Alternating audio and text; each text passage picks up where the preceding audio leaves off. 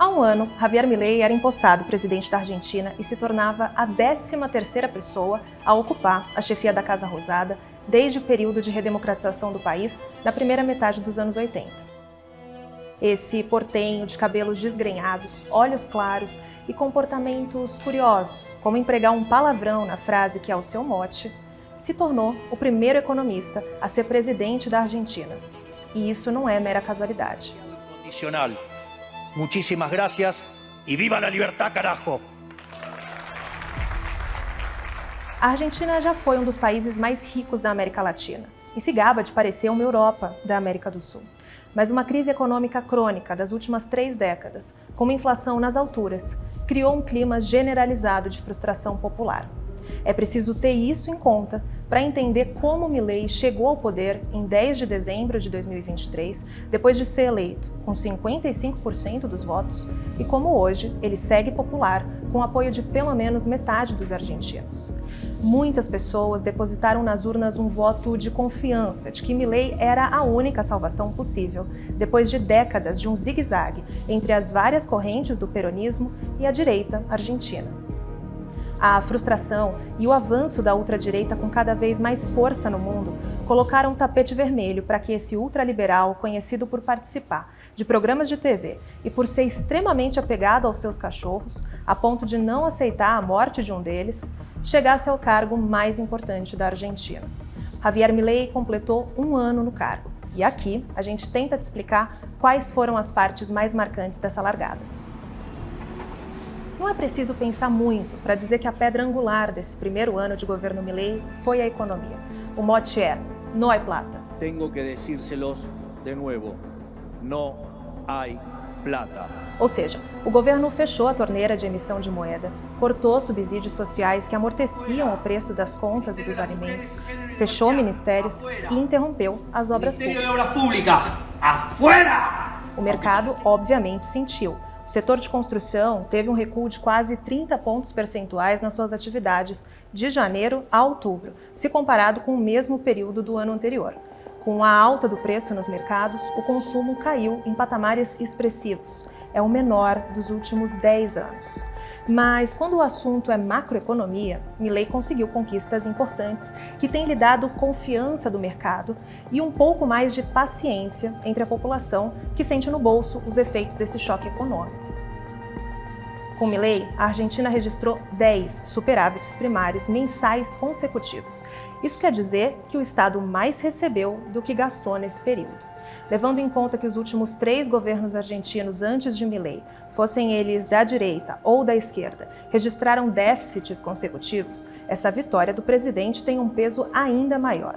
E mais importante do que tudo isso, Milei conseguiu reduzir quase que consecutivamente a inflação mensal, esse bicho de 7 cabeças que por tantos anos colocou os argentinos numa situação de insegurança. Milei recebeu o país com mais de 25% de inflação mensal. Em outubro, esse índice estava em 2,7%. Com esses dados e com uma taxa de juros em constante redução, as linhas de crédito públicas e privadas para a construção da casa própria cresceram pela primeira vez em 6 anos. Para atrair dinheiro, o governo aposta no gás natural e até assinou um acordo com o Brasil para exportar o produto. E também aposta no RIGE, o Regime de Incentivos de Grandes Investimentos, que derruba a cobrança de impostos para quem quer injetar dinheiro em áreas estratégicas da Argentina, como a exploração mineral. Os próximos anos vão contar se isso deu certo. O Fundo Monetário Internacional elogiou. O Banco Interamericano de Desenvolvimento também elogiou. O governo se autoelogiou. Mas às margens da macroeconomia, os efeitos sociais do choque econômico foram sentidos. O índice de pobreza na Argentina foi de quase 53% da população no primeiro semestre desse ano. Foi o pior dado em 2 décadas no país. A política doméstica é um grande desafio para Milei. O seu partido, o Liberdade Avança, tem somente 15% das cadeiras do Congresso. Isso quer dizer que é preciso negociar, e muito, para aprovar os projetos da Casa Rosada. Algumas vezes, Milei ganhou, como quando o Legislativo aprovou a sua lei de bases. É um projeto grande, que dá mais poderes ao Executivo e que permite a privatização de algumas empresas estatais. Em outras vezes, ele perdeu. Mas foi nesse momento que o presidente argentino apostou em uma das armas que tem quem ocupa esse cargo, o veto presidencial. Milei vetou a recomposição dos valores das aposentadorias e do orçamento das universidades públicas, duas medidas que deputados e senadores tinham aprovado. Ele viu fortes protestos nas ruas. Agora, se é para falar de política interna, a gente tem que fazer uma pausa e explicar uma personagem central desse jogo, Karina Milei. Muita gente pensa que se trata da esposa do presidente, mas essa loira de cara sisuda é a irmã caçula. Quando assumiu o cargo, ele derrubou uma regra que visava impedir o nepotismo só para nomear a irmã como secretária da presidência. Karina vai com ele a todos os eventos, inclusive os internacionais. Ela é o cérebro desse governo. Não à toa, Milei a chama de El Jefe, ou o chefe. Sim, no masculino. Karina não tem experiência política. Já foi padeira e leitora de tarô e se formou em relações públicas. Alguns relatos que já foram feitos à Folha dizem que ela protegia Milei na infância de algumas atitudes ríspidas dos pais. Dali teria nascido uma relação de carne e unha.